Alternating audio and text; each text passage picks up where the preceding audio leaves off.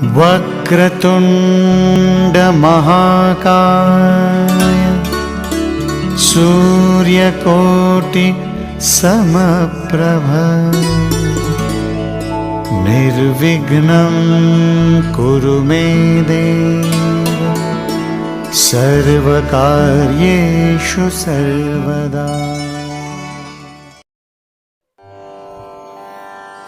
रजोजुषे जन्मनि सत्त्ववृत्तये स्थितौ प्रजानां प्रलये तमः स्पृशे अजाय सर्गस्थितनाशहेतवे त्रयीमयाय त्रिगुणात्मने नमः त्रयीमयाय त्रिगुणात्मने नमः।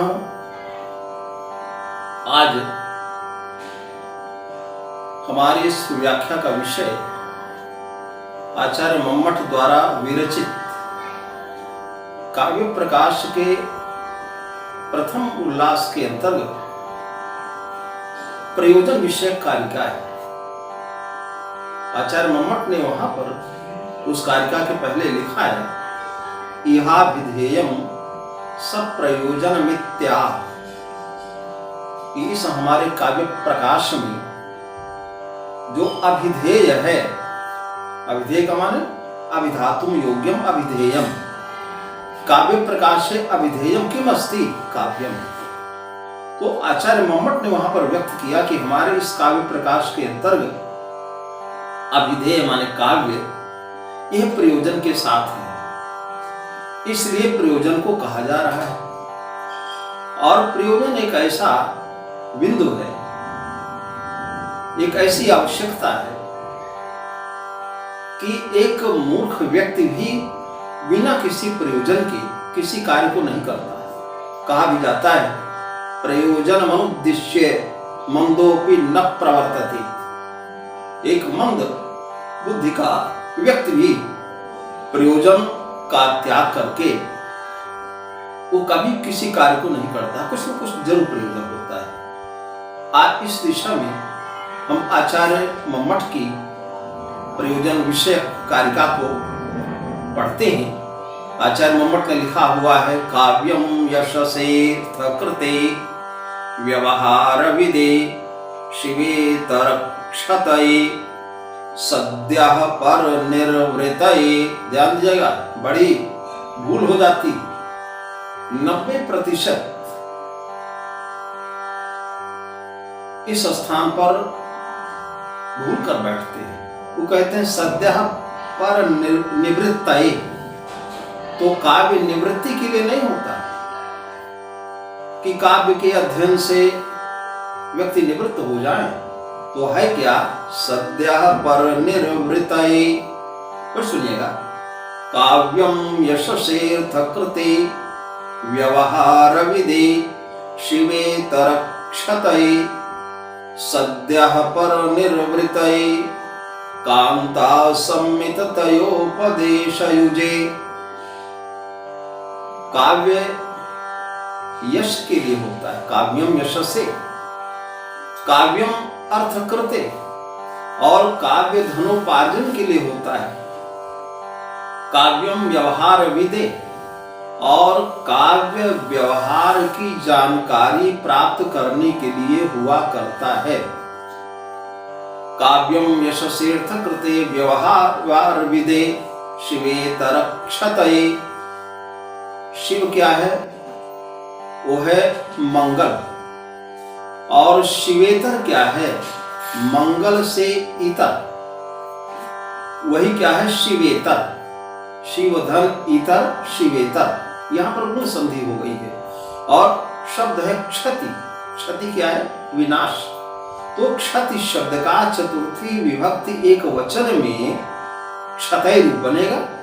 एक चीज और ध्यान दीजिएगा कि प्रायः यह शासकीय पत्रों में, अन्य स्थानों पर मैंने देखा कि वहां इतर शब्द बिना लिखे उनसे रहा नहीं जाता। इसलिए हमारे कुछ छात्र भी शिवेतर क्षतये पढ़ते हैं। नहीं, गलत बात है। शिवेतर क्षतये काव्यम यशसेऽर्थ कृते व्यवहार विदे शिवेतर क्षतये। ये काव्य यश प्राप्ति के लिए होता है और अर्थकृते और काव्य धनोपार्जन के लिए होता है। काव्यम व्यवहार विदे और काव्य व्यावहारिक जानकारी के लिए होता है। काव्यम सद्यः पर निर्वृतये और काव्य अति शीघ्र श्रेष्ठ आनंदानुभूति के लिए होता है। और शिवेतर क्षतये, काव्यम शिवेतर क्षतये, अर्थात ये काव्य जो होता है वो शिव से इतर क्या है तो अमंगल। तो शिवेतर अमंगल, शिवेतर क्षतये अमंगल क्षतये, कि अमंगल की क्षति हो जाए इसके लिए भी काव्य होता है। और अंत में लिखा कि काव्यम कांता सम्मित तयोपदेश युजे, और काव्य कांता सम्मित उपदेश से युक्त करने के लिए हुआ करता है। यहां पर आचार्य मम्मट ने अपने इस प्रयोजन विषयक कारिका के तुरंत अंत में सद्य उन्होंने वृत्ति लिखा। और वृत्ति के अंतर्गत ये काव्य के जो षड्विध प्रयोजन है, 6 प्रकार के प्रयोजन हैं, तो 6 प्रकार के प्रयोजनों के उदाहरण उन्होंने वहां पर दिखा दिए। इसकी व्याख्या मैं करूंगा। और वृत्ति के रूप में आचार्य मम्मट ने जो लिखा तो वहां पर दिखाया कि यश किसको मिला या अर्थोपार्जन किसको हुआ, व्यावहारिक ज्ञान कैसे होता है और अमंगल का विनाश कैसे हुआ और सद्य आनंदानुभूति कैसे होती है। और काव्य के माध्यम से कांता सम्मित उपदेश का प्रयोग करके कैसे पाठक मान पढ़ने वाला काव्य के प्रति उन्मुख होता है। तो इस काव्यम यशसेऽर्थ कृते व्यवहार विदे शिवेतर क्षतये सद्यः पर निर्वृतये कांता सम्मित तयोपदेश युजे, इसके वृत्ति के रूप में आचार्य मम्मट ने लिखा है। हम उसकी व्याख्या करेंगे। तो वृत्ति में लिखा है कालिदासादि नामिव यशः श्रीहर्षादिर धावकादि नामिव धनम आदित्यादिर मयूरादि नामिव अनर्थ निवारणम।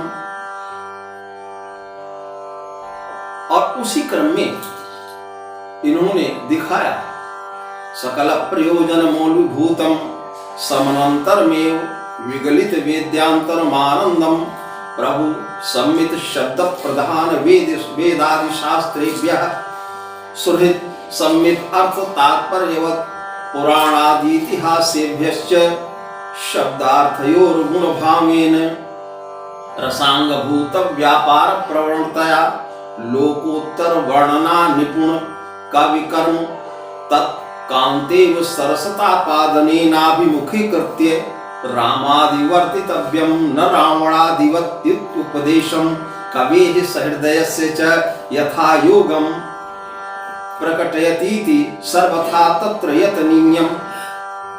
आचार्य मम्मट ने अपने उस कारिका के संपूर्ण भाव को इस वृत्ति के अंतर्गत उन्होंने प्रकट कर दिया। अब हम हिंदी में उदाहरण आपको बताते हैं कि लिखा है वृत्ति में कि कालिदास आदि नामु यशा, कि काव्य कालिदास आदि के समान यश की प्राप्ति कराता है। तो कैसे कराता है? महाकवि कालिदास कब पैदा हुए? आज संस्कृत सुधी जनों में सर्वाधिक रूप में विवाद का विषय यही बना हुआ है कि महाकवि कालिदास कब पैदा हुए।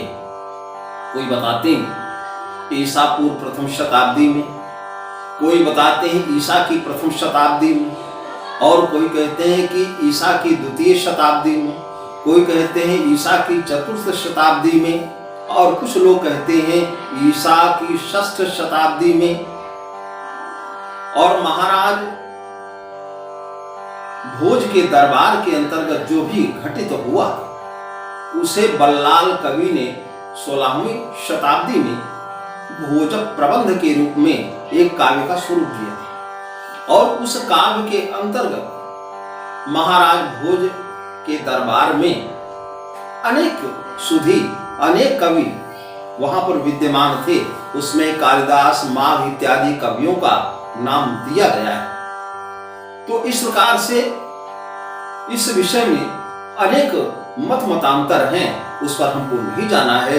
इतना अवश्य सभी लोग जानते हैं कि महाकवि कालिदास बहुत पहले पैदा हुए, लेकिन उन्होंने जो अपने 7 काव्य लिखे, उन्हीं काव्यों के आधार पर आज उनका सम्मान है और आगे भी रहेगा। ये आप भी जानते हैं कि प्राचीन काल में जब कवियों की गणना होने लगी, पुरा कवि नाम गणना प्रसंगे, गणना गिनती, पुरा पहले प्राचीन काल में, पुरा कवि नाम गणना प्रसंगे कनिष्ठिकाधिष्ठित कालिदास, कि प्राचीन काल में जब कवियों की गिनती होने लगी तो कनिष्ठिका के ऊपर महाकवि कालिदास अधिष्ठित हो गए। ये कनिष्ठिका है और इसके ठीक बगल में इसको उप कनिष्ठिका के रूप में मनुस्मृति में कहा गया है। तो जब गिनती होने लगी कवियों की तो कनिष्ठिका के ऊपर तो महाकवि कालिदास का नाम आ गया, लेकिन इस उप कनिष्ठिका पर किसी का नाम ही नहीं आया। इसलिए इसका नामकरण न होने के कारण इसको अनामिका कहा गया। तो पुरा कवि नाम गणना प्रसंगे कनिष्ठिकाधिष्ठित कालिदास अद्यापि तत्तुल्य कवेर भावात्, और आज भी उन महाकवि कालिदास के तुल्य कोई कवि नहीं है। इसलिए अभाव मान करके अनामिका सार्थवती बभूव, ये अनामिका जो अंगुली है वो सार्थक नाम वाली हो गई। इतना सभी लोग जानते हैं कि महाकवि कालिदास की अनेकधा प्रशस्तियां हैं। जैसे कोई कहता है वैदर्भी रीति संदर्भे कालिदासो विशिष्यते, ये भी कहा जाता है कि मेघदूते काव्य रत्ने कालिदासो विशिष्यते, और महाकवि कालिदास का महाकाव्य है रघुवंशम, उसके बारे में कहा गया कह इह रघुकारे न रमते। अनेक प्रशस्तियां हैं अनेक कवियों के संदर्भ में हैं, जैसे कि भवभूति करुरस के संदर्भ में प्रसिद्ध है, और नैषधकार हर्ष, उन्होंने नैषधीय चरितम लिखा, और उनकी समीक्षा में तो हमारे सुधी जन ने यह भी कह दिया कि नैषधम विद्वदौषधम, ये जो नैषध है, नैषधीय चरित है, ये विद्वानों के लिए औषध है। ध्यान दीजिएगा, औषध और औषध ये 2 शब्द अलग हैं। जो भी संसार में वनस्पतियां हमको दृश्यमान हैं, दिखाई पड़ती हैं, वो सभी औषधि हैं, और उनके रसायन को निकाल करके जब कोई दवा बनती है उसे औषध कहा जाता है। अब इसमें एक तर्क आपको देते हैं कि जितने भी चिकित्सालय हैं तो वहां पर क्या लिखा होता है, औषधालय, औषध धन आलय। तो अगर औषध और औषधि एक ही होता तो आप ध्यान देगा, यण संधि होगी तो औषधि धन आलय, तो क्या बनेगा, औषध्यालय, लेकिन लिखा क्या होता है, औषधालय। तो महाकवि कालिदास आदि जैसे महाकवियों ने यश को प्राप्त किया, और आचार्य मम्मट ने दिखाया। इसके आगे क्रम में अर्थोपार्जन किनको हुआ तो दिखाया श्री हर्षादेर धावकादीनाम धनम, के जैसे प्राचीन काल में कोई एक धावक नाम का व्यक्ति था, और उसने रत्नावली, प्रियदर्शिका और नागानंद, ये काव्यत्रय लिखे। और उस समय राजा हर्ष के कान में जब यह बात गई तो हर्ष ने क्या किया कि उस धावक को पुष्कल मणि प्रदान कर दिया और उस धावक ने इन 3 ग्रंथों के रचयिता के रूप में हर्ष का नाम दे दिया। आप जब पढ़ेंगे तो रत्नावली नाटिका में लिखा गया, श्री हर्ष निपुणः कवि परिषद पेशा गुणग्राहिणी। तो पुष्कल मणि यह अपरिमित धन है। ये किसको मिला? ये धावक को मिला। और तीसरा प्रयोजन है, आप ध्यान से सुनिएगा, तो तीसरे प्रयोजन की व्याख्या में आचार्य मम्मट ने लिखा कि काव्यम व्यवहार विदे, जो काव्य होता है वो व्यावहारिक ज्ञान के लिए होता है। हम काव्य पढ़ते हैं जैसे विश्वविद्यालय के पाठ्यक्रम में या उसके नीचे इंटरमीडिएट के पाठ्यक्रम में या हाई स्कूल के पाठ्यक्रम में जो भी काव्य रखे जाते हैं, भगवान राम का, सीता का, हनुमान का या लक्ष्मण का, जो भी वहां पर चरित्र पढ़ा जाता है, तो उस काव्य को पढ़ने से अच्छी शिक्षा प्राप्त होती है और उस शिक्षा को प्राप्त करके जीवन में धारण करने से मनोभाव की जो संकल्पना है उसको अपने जीवन में लाया जा सकता है। इसलिए हमारे काव्यों के अंतर्गत पदे पदे व्यावहारिक ज्ञान प्रस्तुत किया गया है। और फिर इसके बाद है काव्यम शिवेतरक्षतये, कि काव्य अमंगल के विनाश के लिए भी हुआ करता है। जैसे आपको ध्यान दिला दें कि संत तुलसीदास जी ने हनुमान चालीसा लिखा, और लिखा तो संत तुलसीदास जी ने, लेकिन अब ध्यान दीजिएगा कि यह लिखने वाले के ही अमंगल का विनाश होता है कि जो व्यक्ति, आप ध्यान देंगे कि जो व्यक्ति पढ़ता है उसको भी लाभ मिलता है। तो हनुमान चालीसा के लगभग अंत में लिखा है, जो या पढ़े हनुमान चालीसा कोई सिद्ध साखी गौरीसा। और फिर लिखा है पहले कि संकट कटे मिटे सब पीरा, जो सुमिरे हनुमत बलबीरा। तो लिखा तो तुलसीदास ने, लेकिन उसका लाभ जो है अमंगल का विनाश पढ़ने वाले को भी हो रहा है। और ये भी दिखा रहा है कि शिवेतर क्षति कैसे हुई, और भी उदाहरण दिखा, तो बड़ा अच्छा उदाहरण वहां पर दिखाया है। आदित्यादि मयूरादि नामी अनर्थ निवारणम, आदित्य का अर्थ होता है सूर्य, और मयूर एक कवि थे। इस संदर्भ में एक किंवदंती चलती है, जानकारी में आपको होगा कि बाणभट्ट उद्भट विद्वान थी और उनके साले जिनका नाम मयूर था, वो प्रतिदिन बाणभट्ट जो उनके बहनोई थे उनके साथ मिल करके और राज दरबार में जाया करते थे। एक दिन मयूर नाम के जो कवि थे वह अपने बहनोई बाणभट्ट के घर पर पहुंच रहे हैं बड़े सवेरे, और वहां का एक दृश्य विचित्र दिखा। विचित्र ये दिखा कि बाणभट्ट जी ने एक दीपक जलाया हुआ है, सवेरा होने वाला है, बिल्कुल रात्रि व्यतीत हो चुकी है, और उन बाणभट्ट की पत्नी जो मयूर कवि की भगिनी लगती थी, वो रात में नाराज हो गई, क्रुद्ध हो गई।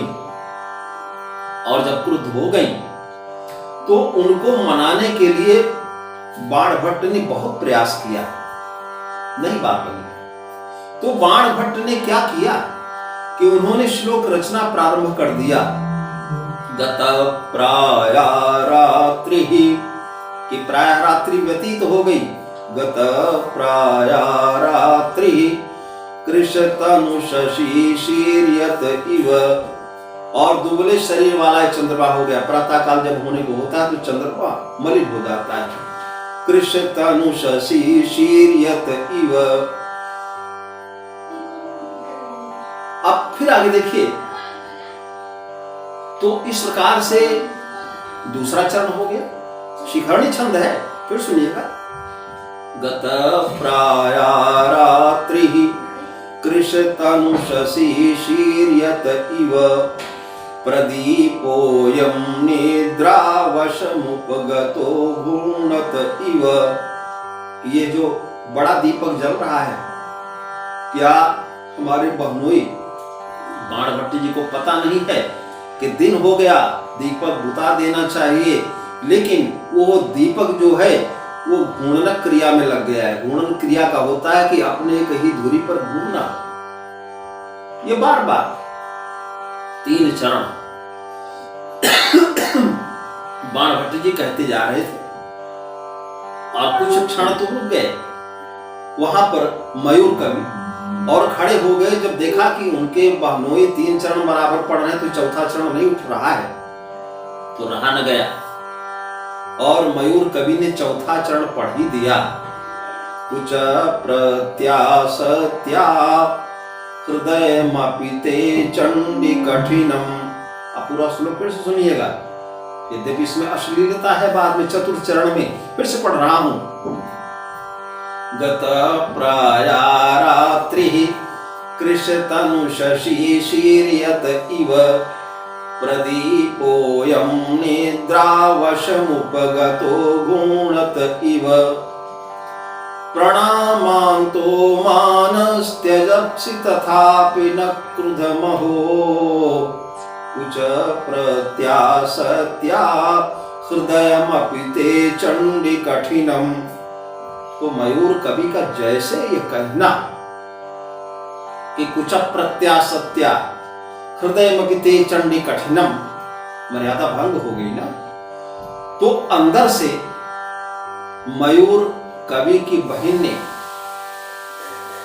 ये मयूर को शाप दे दिया, कुष्ठी भाव, तुम्हें कुछ रोग हो जाए।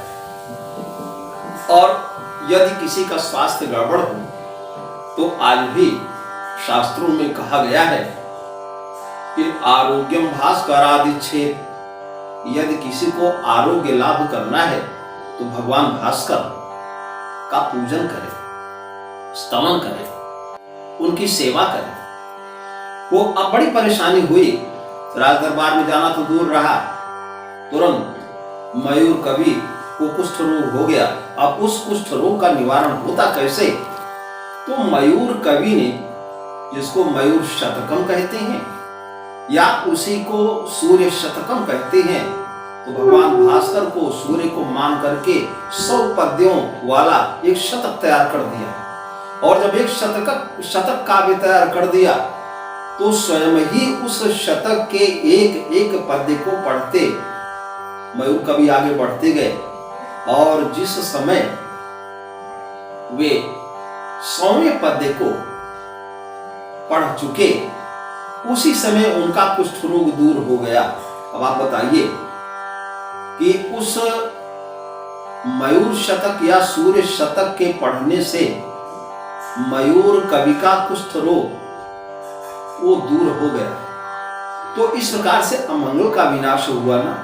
आज भी हमारे वेद में, हमारे शास्त्र में, हमारे धर्म शास्त्रों में बहुत ऐसे अलग अलग या एकत्रित हुए ऐसे मंत्र हैं, ऐसे शक्तियों का प्रयोग मंत्रों में बताया गया है, ऐसे श्लोक हैं या ऐसे क्रम हैं, ऐसे धार्मिक अनुष्ठान हैं जिनके माध्यम से आज भी आरोग्य लाभ हो जाता है, मनोवांछित फल की प्राप्ति हो जाती है। अब अगला बिंदु है सद्य पर निर्वृतये, कि काव्य जो होता है वो सद्य माने अतिशीघ्र श्रेष्ठ आनंद के लिए होता है। कैसे होता है आप ये बताइए कि जब कोई एक अच्छा आप श्लोक सुनते हैं या मान लीजिए कि कहीं पर राम सीता लक्ष्मण विषय किसी नाटक का मंचन किसी मंच पर हो रहा है और वहां पर राम जब आते हैं और मान लीजिए वह भवभूत विरचित नाटक है उत्तरामचरित और उसमें भगवान राम बहुत व्यथित है, सीता का हरण हो गया। अथेदम रक्षो भी कनक हरण छद्म विधिना तथा वृत्तम पापैर व्यथयति यथा क्षालितमपि। भगवान राम की आंखों से अजस्र गति से आंसू गिरने लगा। अब इस नाटक के मंचन को जब हम लोग बैठ करके और देखते हैं तो ऐसा नहीं होता है कि राम के रुदन को तो सुने आज और 1 वर्ष के बाद हमको रस की प्राप्ति होगी, आनंद की प्राप्ति होगी, ऐसा नहीं होता है। काव्य का अनुशीलन किया गया या नाटक को देखा गया तो तुरंत का तुरंत ही हमको आनंद समुपलब्ध हो जाता है। इसीलिए लिखा सद्यः पर निर्वृतये। अब आचार्य मम्मट का अंतिम बिंदु है जिसपे उन्होंने लिखा है कांता सम्मित तयोपदेश युजे काव्यम कांता सम्मित तयोपदेश युजे भवति। अब प्रश्न होता है कांता सम्मित क्या है? कांता सम्मित किस बात के लिए कहा गया? तो उपदेश 3 प्रकार का होता है। उपदेशस्त्रिविधो भवति। प्रथमस्तावत् प्रभु सम्मितोपदेशः, द्वितीयः सुहृत् सम्मितोपदेशः, तथा च तृतीयो भवति कांता सम्मित तयोपदेशः।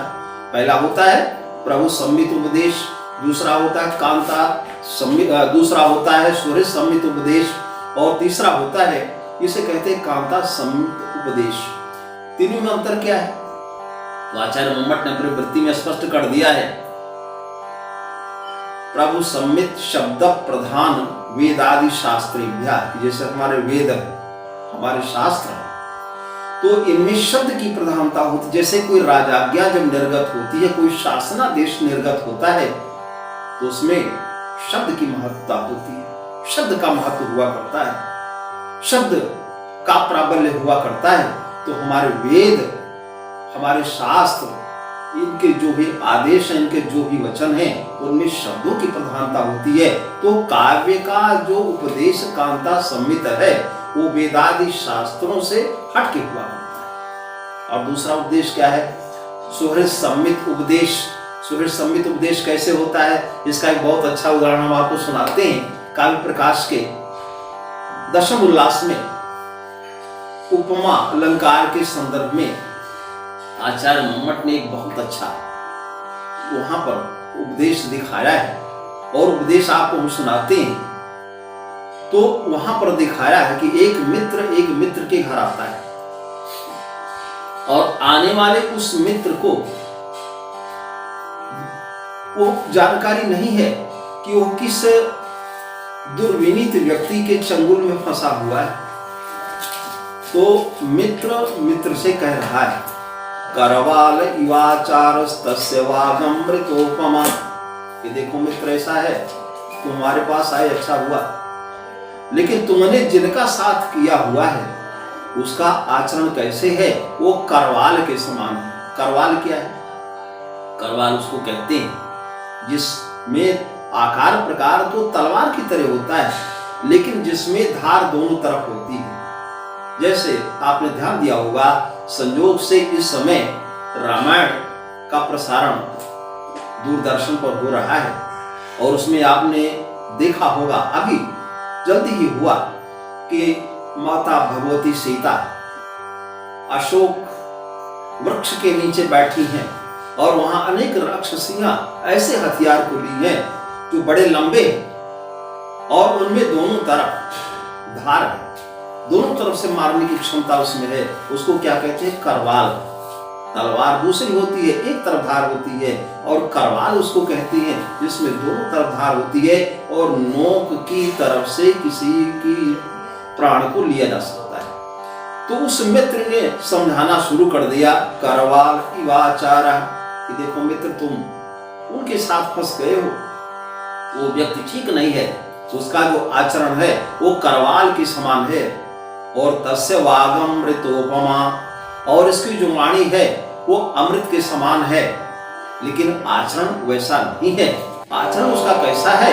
वो करवाल के रूप में, जैसे करवाल होती है वो दोनों तरफ से वो नुकसान पहुंचाती, क्षति पहुंचाती है। और फिर कह दिया कि हे मित्र, तुम इस हमारे कहने को अभी नहीं मानोगे।